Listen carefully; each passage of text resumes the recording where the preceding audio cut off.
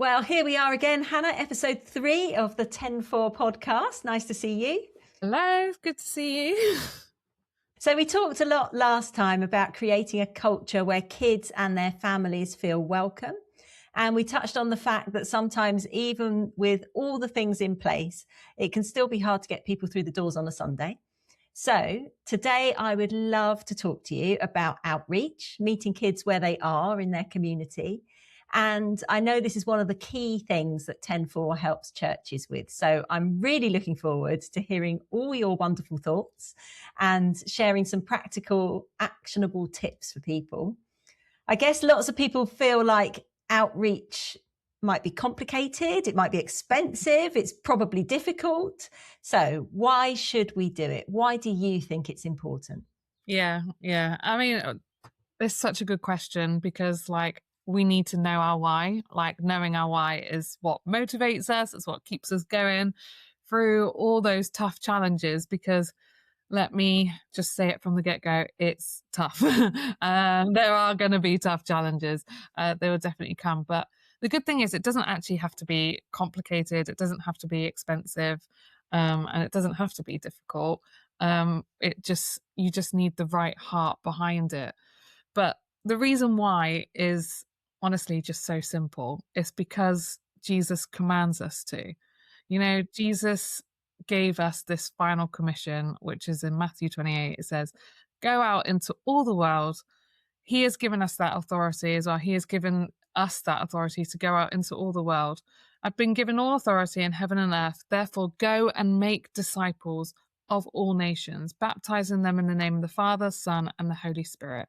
And that is a great commission that is not just for one or two people. That is for every single follower of Christ. It says in 2 Corinthians 5 that we have been given the task of being God's ambassadors, that we have the job of reconciling people to Christ. So this is literally what our whole purpose is to love God, to love others, and by sharing the gospel, that is what is asked for us, regardless, whether it's children, young people, adults. But for me, my heart always breaks for children. It always does. It always will do for children and young people. And I mean, it comes from moments where I'm working with children in schools, or I'm working with young people in schools, or out in the community, or different things. And what I see are a lot of children that are crippled with anxiety. I see a lot of children that say to me, I'm not going to amount to anything in life because that's what I've been told my whole life. I'm not going to do anything. Nobody cares about me.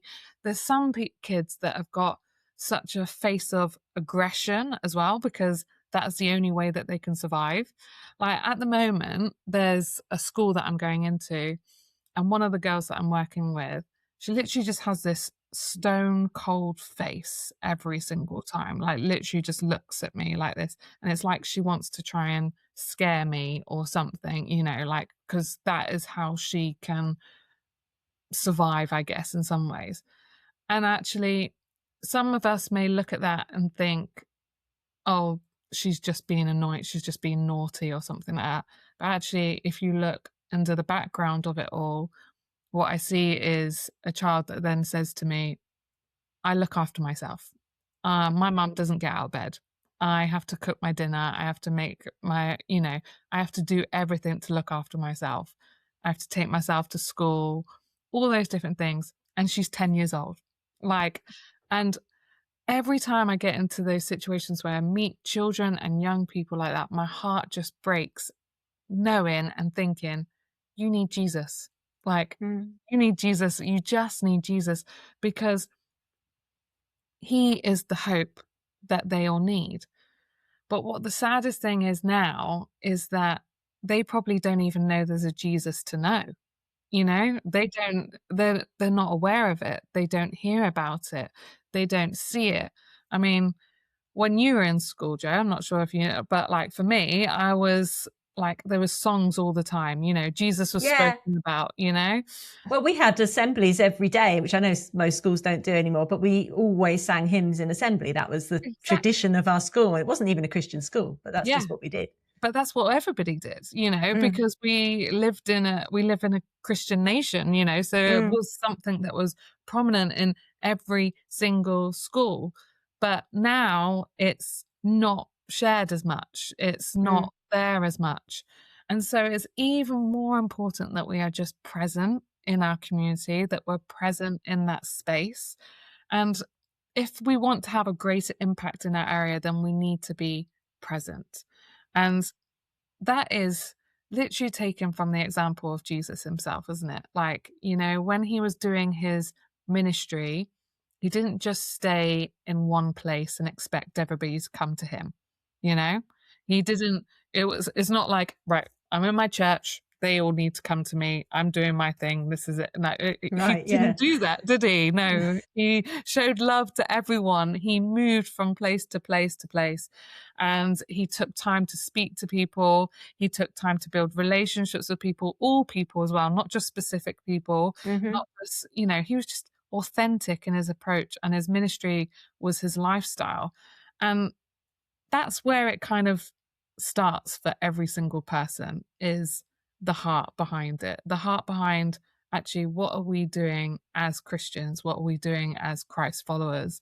Like, we need to go out. We need to go out and expand our reach and bring love, joy, and hope to children, to young people. And the greatest thing to do that, I think, I mean, this is just my personal opinion. But I love doing midweek groups because they Hmm. just bring me like the greatest joy. Like, they're so much fun. I get kids coming in and they're just hilarious. They're honestly the funniest kids. And some of them come in a little bit shy, not really knowing what's going on, think it's a little bit strange at first because it's something new and not really anybody's doing that type of thing. But actually, when they get used to it, they get so much fun out of it because we're really intentional about that culture that we produce for every single person, of the culture of joy. And so, yeah, it doesn't have to be complicated, but it all starts from the heart. And So, tell me what your midweek group looks like then. What kind of thing do you do? well, we have a lot of fun.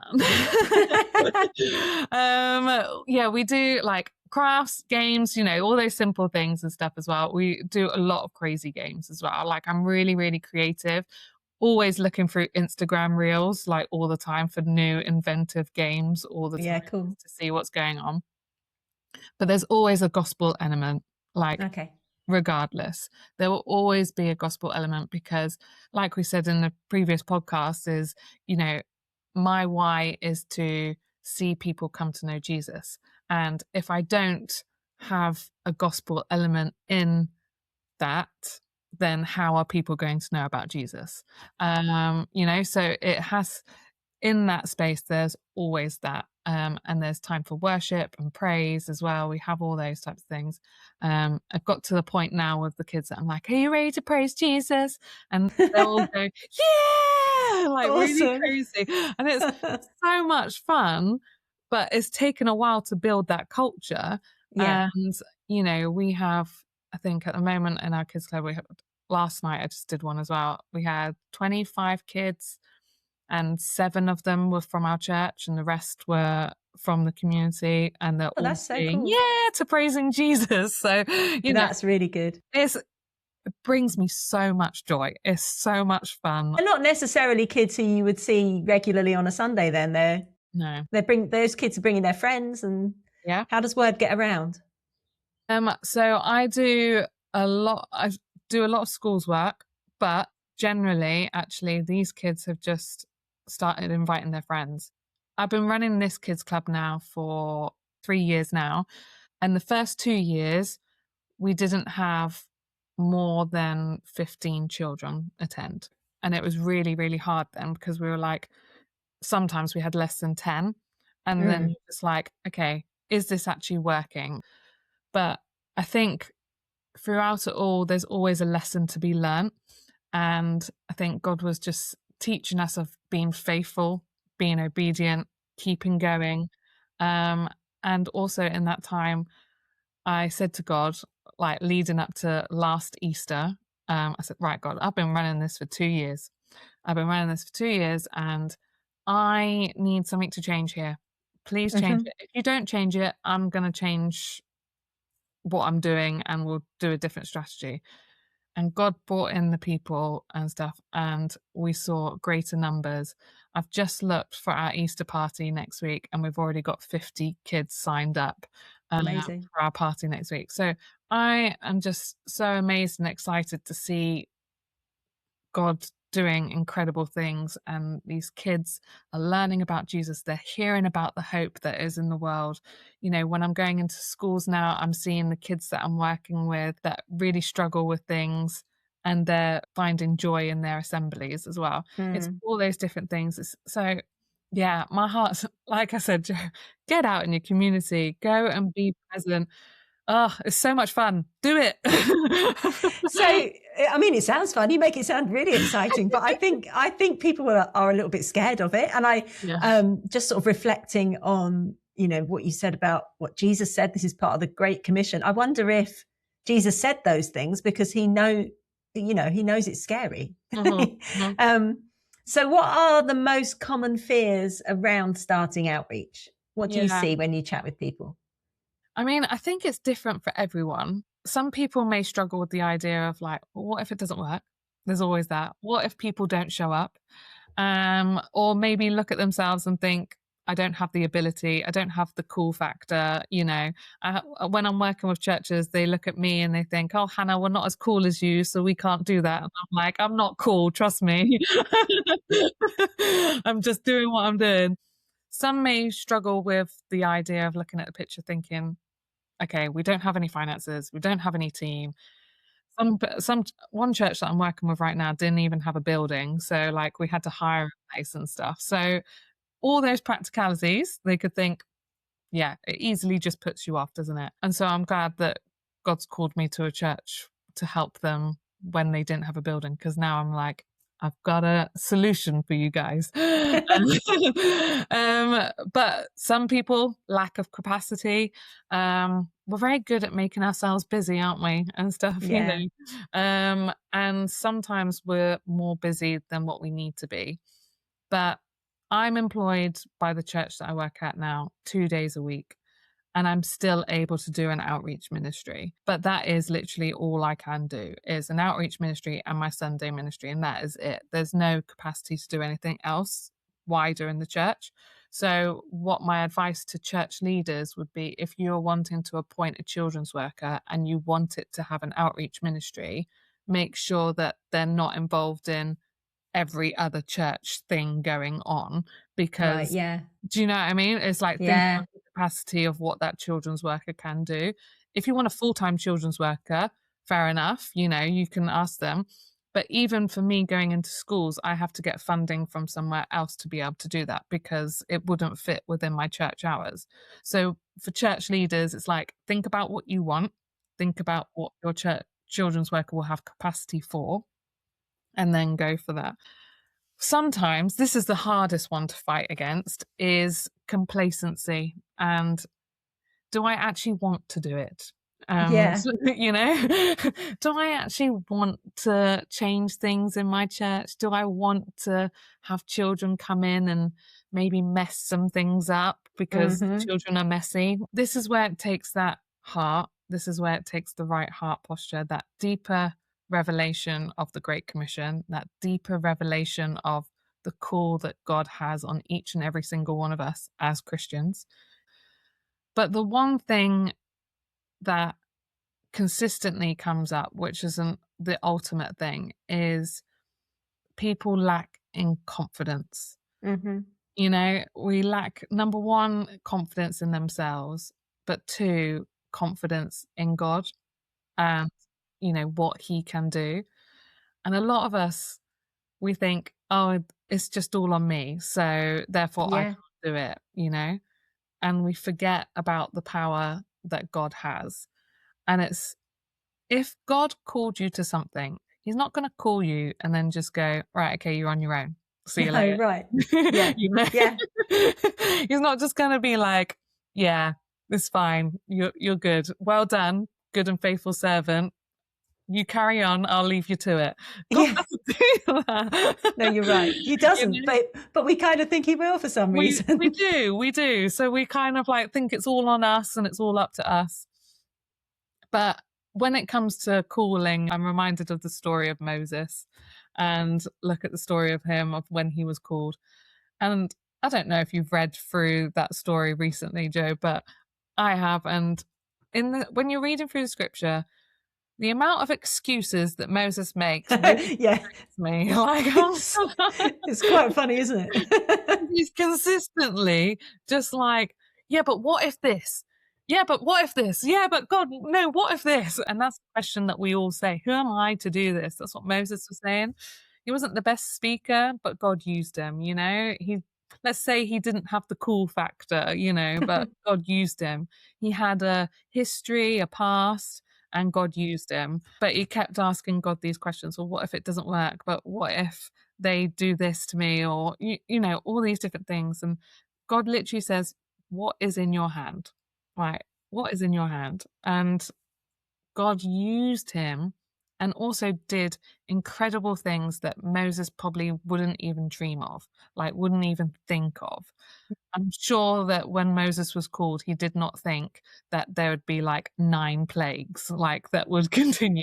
He probably didn't think that he could part the Red Sea. You know, he probably didn't Yeah. think that far ahead that that was a thing that God could do. But also, he didn't send him on his own, did he? Like, No. he said, I'm not very good at this. I'm not going to be able to do this. And he sent his brother with him. So I love that. I love the kindness of God in saying, okay, well, you know, I don't send you by yourself. Exactly. So it's like a case of actually looking at who you do have around you. So it's not that we can't go to God with all these what if questions, but listen to God when he says that he will provide and trust in God that he will do that. So have confidence in him. We have to trust in him. We have to know that we can only go so far and God will take it the rest of the way, you know, and he's always asking us to do it for a reason. So yeah, I think confidence in yourself and confidence in God is definitely the thing that holds us back a little bit more. Yeah. Yeah. I can totally see that. I've sort of experienced it myself a little bit doing this podcasting thing. Yep. So how do you, when you're out there doing your 10-4 thing, how do you help churches overcome those obstacles, whether they are real or they're imagined? What's your advice? I mean, for me, I have to pray. I have to pray a lot. You know, I know that not everybody can do a midweek program. You know, I may want everybody to do a midweek program, but I know that not everybody can. I know that not everybody can do schools work, but we can all do something. So for me, it's about helping people to recognize what it is that they can do. That it's not a case of, okay, you can't do it, so therefore, no. But actually, what can they do? You know, what is there that we can think through? What is there that we can strategize? You know, because that Great Commission is for everyone. What I try and do is ask God to reveal to me what is their gifting and what is it that God sees in them. And sometimes it's a case of just pushing them a little bit, giving them a little nudge of saying, why don't you just give it a go? Because then you will see what will happen. One church that I was working with, we were doing a training day with them. And one of the ladies, when we first did the training session, she was like, I'm not doing any teaching, nothing like that. I'm just a teas, coffees, drinks person, refreshment, you know, keep me in the back. Don't want to have anything. I'm here and I'm supporting you, but I don't have any confidence in my own ability. I do not. And so in the training session, I got everybody to do like a kind of workshop where we would practice doing some teaching and stuff like that and try and make it creative. And she refused to do it within that training session. She was just like, no, not me. Anyway, as time has gone on and as I've been working with the church and showing her how it can be done, now on the team, she is the most enthusiastic person, the person who is coming up with all the games, all the activities, going into schools and making sure it's advertised and all that type of stuff. She's done the teaching as well. She's planned a whole program. She does all these different Amazing. things. She's like completely different person to the person that I met on the first day. And so it's a case of just seeing what is within somebody. And I think about that in my own personal journey as well, because, when I first started doing children's ministry, I was 16 years old. I didn't have any confidence in myself. I wasn't a confident person. I was scared. I was nervous. But I had people that recognized something within me and cheered me on and said, no, you can do this. I mean, now I'm launching TenFour Ministries. I've launched it in the last year and a half. That's a scary thing to do. It is. It's a really scary thing to do. Launching children's ministries for me now is second nature. I could do that. I've done it quite a few times. I'm confident in that. But then God brings me to a place where I'm not confident anymore of launching TenFour Ministries, and I'm like, oh. Yeah, but that's the point where we have to lean on him more, isn't it? Yeah. And, he gets more glory when we're leaning into him and going, okay, I can't do this, but you can. I know. And also just having that faith that he's going to make it all work, So I live out that story and then try and encourage others to see that within themselves as well. And yeah, people they're much more capable than what they think they are. And so it's a case of literally just speaking into their lives and encouraging them in that and building them up and empowering them, and also knowing, there are some things that we can't do, but there's definitely something that we can always do. And so what are you going to do? Let's do it together and let's support each other. And so do you think that outreach always has to be really explicitly Christian? It really, here's the gospel straight away, or can it be a bit more just serving your community? I'm thinking of toddler groups, social action projects. Do those kind of things count? Is that outreach? Yeah, I mean, I think we can be the light that Jesus calls us to be, the light of the world wherever we are, in whatever space we can be. That's through just showing love to other people. But yeah, it's interesting. So I don't think that everything needs to have a gospel message within there. But I think there always needs to be a pathway to leading them towards the gospel. There needs to be something behind it, because we could be just showing love, and that's absolutely fine. But in my experience of what I've seen, unless there's true purpose behind it, it fizzles out. And the true purpose for every single Christian, as we've already established, is to go and share the gospel. That is what we're meant to do. So if we're just there just to support, that's good as well. But there needs to be something behind it, like a pathway behind it. So I think about the toddler groups that we have, or the social action projects that we have at our church, and there's always something that will connect them in. At toddler groups, you're having conversations with mums, talking through, probably a lot of the time, mums going through their struggles and saying, I'm struggling with this, I'm struggling with that. And then as Christian mums, I mean, I'm not a Christian mum, but Christian mums that are there, they could say, do you know what? I've really gone through that, and because, this is what has helped me. My faith has helped me. You could share stories very simply. But yeah, there always needs to be a pathway. When we've done community cafes before, we've done community after school clubs, I've done all those different things. It was funded by the local council, which meant that actually in those moments we couldn't actually share the gospel, but it was still a pathway. Because you weren't allowed. Yeah, no, we weren't. It was part of the funding that is you couldn't actually be a Christian thing, but at the same time it was okay, we can't do this. Okay, how can we have a pathway in? And that's the same thing when my approach is in with schools as well. There are some schools that have literally said to me, we do not want you to come and preach. We do not want you to come and share the gospel. We do not want you to come in and do any of that, because there are people that send their children to this school specifically because it is not a Christian school. And you're like, okay, cool. So what do we do? Okay, what I'm going to do now is, if the schools are consistently closing their doors, what I will do is try and create something that schools can use.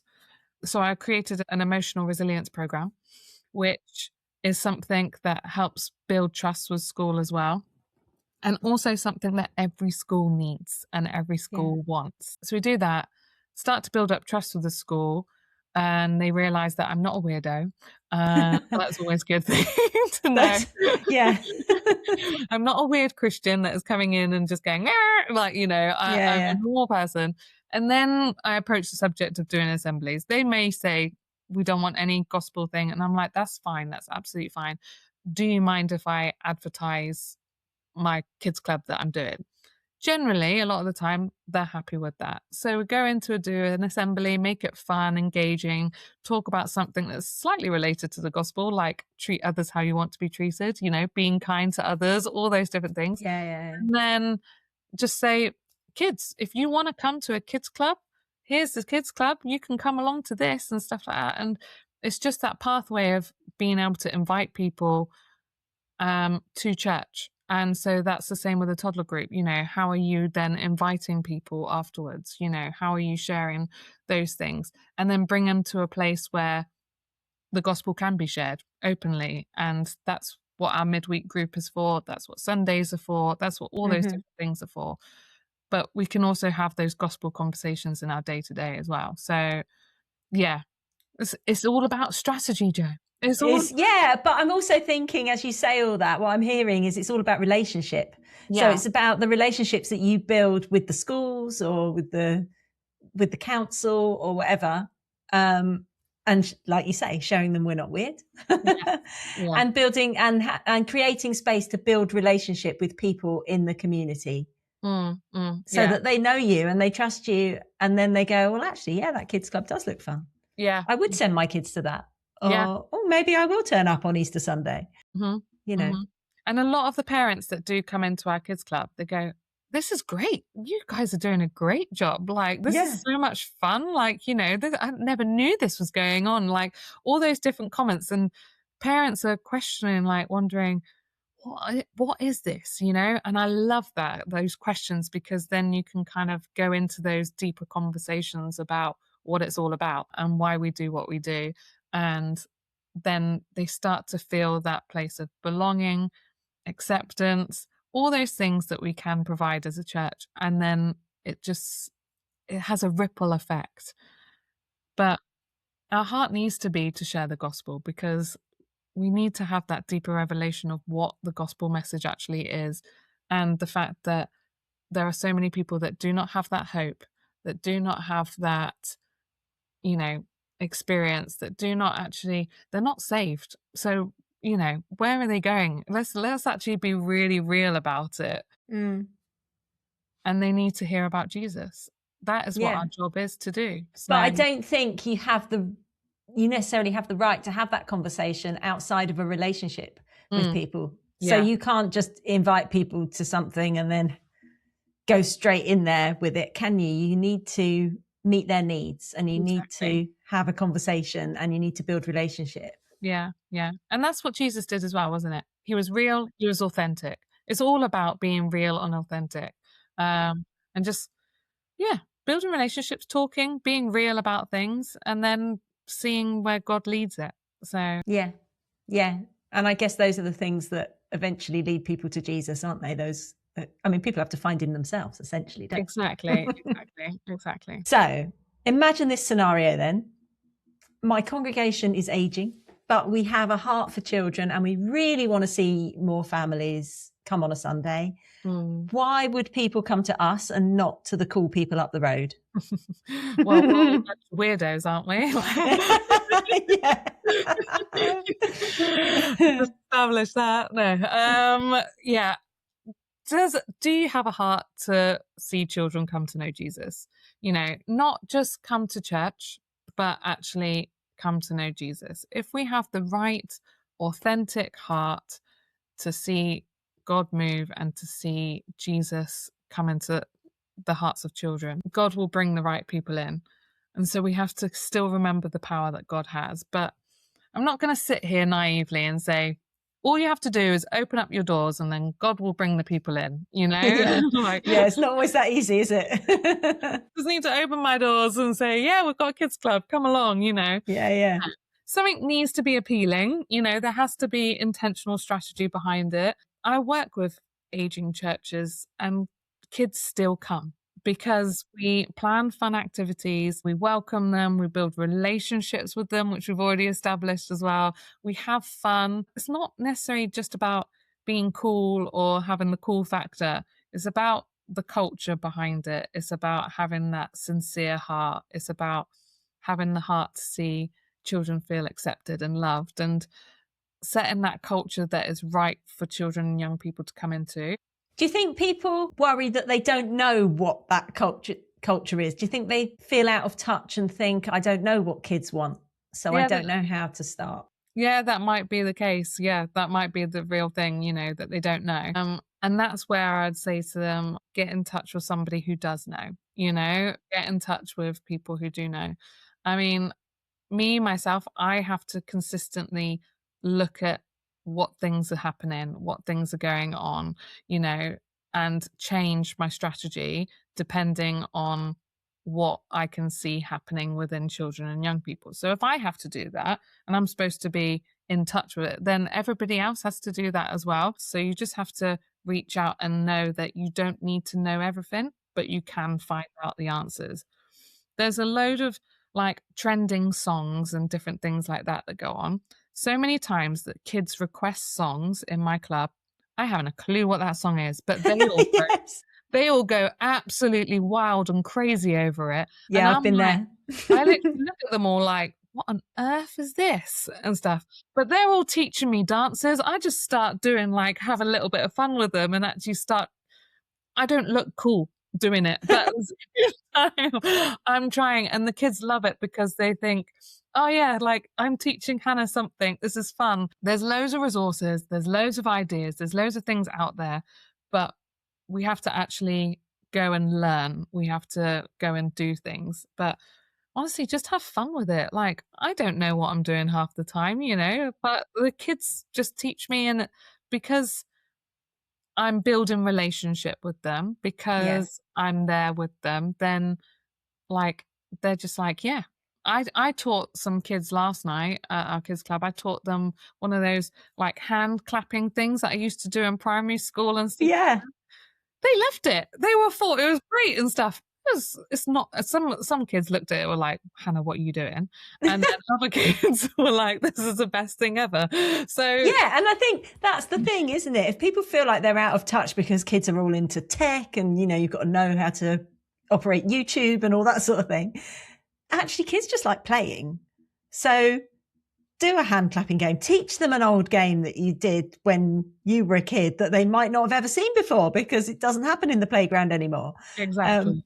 Yeah, do some real fun old traditional stuff. I think that goes down really well, actually. Honestly, just have fun. Like I have done some things with one of these churches that do have an aging congregation, but honestly, the best team member came in and he must be, I don't know, probably 70s or something like that. He comes in, but he has all this box of tricks and stuff like that he comes in with, like juggling balls and amazing like, little like wire thing and stuff like that, and some magic tricks that he's got and everything. Kids loved it. They loved it so much and stuff. And I was just like, that is just the sweetest thing. Like, you know, he was just so enthusiastic about it. And it wasn't much, but he bought it. And what it was behind it was he just wanted the kids to feel like they were having a fun time, you know? Yeah. And it was brilliant. So it doesn't have to be complicated. Just bring in a magic trick, you know? learn a few card tricks. Brilliant. Okay, so we're all in. We're ready to go for it. Where do we begin? Can you give us like 3 practical steps that people can take right now? Number 1, pray. Very simple. Yeah, very important.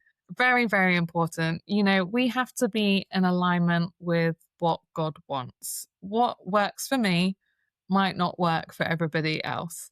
But be really open to what God wants to lead you into and to do something. I ask the question quite often, and I wonder if other people do ask this question of saying, God, I am your servant. I humbly come before you. What is it that you want me to do? You know, what is it that you want me to do? And being open to anything. That's scary. That's brave. Because also when we ask that, it could literally be absolutely anything. And then being confident to go into that and make space for that. Sometimes also in terms of capacity, it may be that we need to lay some things down so that we can do what God's asking us to do. But God will never ask us to do something that we are not capable of doing. So we've got to consistently ask that question and be brave enough to do that. And sometimes we have to close things. Sometimes we have to open things. You know, there have been times where I have been doing some form of outreach and God's told me it's time to close that now. It's time to end that now. Now, does that mean that that has failed? No. It just means that that's the end of that season for that thing. And so we have to close it and then get ready for the new thing that God wants us to do. And, you know, we look in Ecclesiastes 3, don't we? Like everything has a season, you know, everything has a season. And we just have to know that God sees everything that we need to do. But yeah, pray, dream the dream.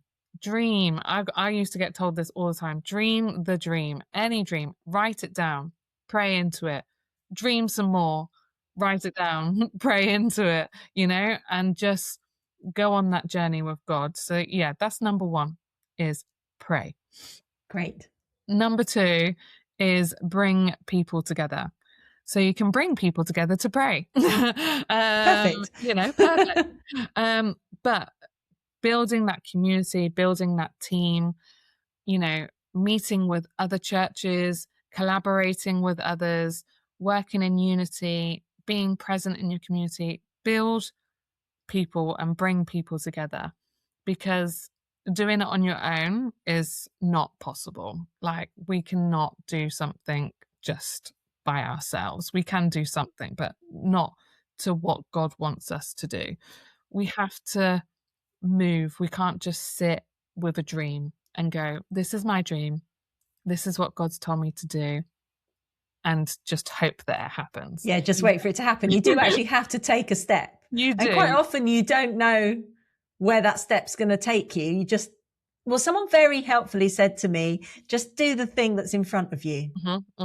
And you think, okay, well, I can do that because I think I know what to do next. I just don't know what to do 5 steps down the line. Exactly. That's faith, isn't it? That's faith. Yeah. I always have this picture of like, I don't know why it's always a misty lake, but you know, like a lake. That's nice. Like completely foggy and misty, but you can see stepping stones in front of you, but you can only see 1 stepping stone or 2 stepping stones in front, and you can't see the rest. And it's only until you take that step that the next one becomes revealed to you. Do you know? Yeah. Like, so it is literally, and that's a consistent picture in my head.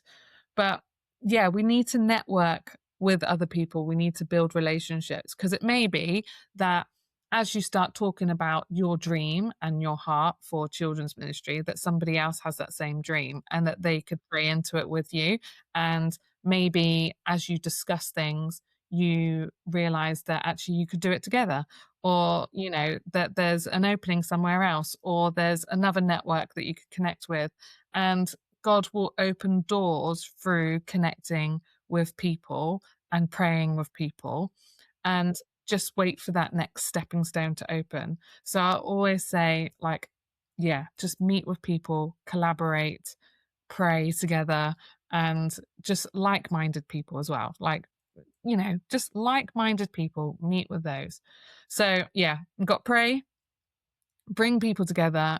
And then the third point is build up your faith and courage, because pioneering and starting something new is really tough. And if there'll be a lot of obstacles that you have to overcome, but if we don't have enough faith and courage, we won't even get past the first obstacle, so we need to get past each obstacle and build up your faith, knowing that you don't need to fear because God's with you always, knowing that God always makes everything possible, knowing that he's always going to turn everything around for good. And yeah, we just need to know the power that God has, but we also need to build up that faith and courage within ourselves. And I really believe that whoever's listening to this podcast right now, I believe that God is stirring something for mission within their hearts right now, of saying, right, okay, I need to go and do something, but I need to work on myself first, and that's okay. So build up your faith, build up your courage, and keep moving forward and get to that place where you can step forward. But yeah, finally, I would say get in touch with me. Of course. Because honestly, I love meeting with people and championing people and saying, you can do this, and cheering people on and encouraging them, because I know how much of a benefit it has been to me. And I would love to see more and more people just really see what God wants to do through their lives, because it is the most exciting thing that you could possibly do when you step out in faith, knowing that God has called you to something that's pretty scary. So yeah, I would love to meet with anybody who wants to go that further. Brilliant. So how do people find you, Hannah? How do they get in touch? So you can look at my social pages of TenFour Ministries. You can come to my website, which is tenfourministries.co.uk, or you can email me at info@tenfourministries.co.uk. It's all very simple. Yeah. TenFour, TenFour, for writing out purposes. But yeah, that's what it is. But excellent. Yeah. I'll make sure there's some links available to people as well. So that's easy just to click on and find you. That would be fantastic. Brilliant. Thank you so much for your insight. I love how you're just so spirit-led, Hannah, and I love that, because really the answer to all of my questions was pray. Yeah. Because essentially God's doing it all, isn't he? Exactly. And, we're just here to be his hands and feet. So that's good. Thank you so much. I can't wait to speak again soon. Yeah, we will do.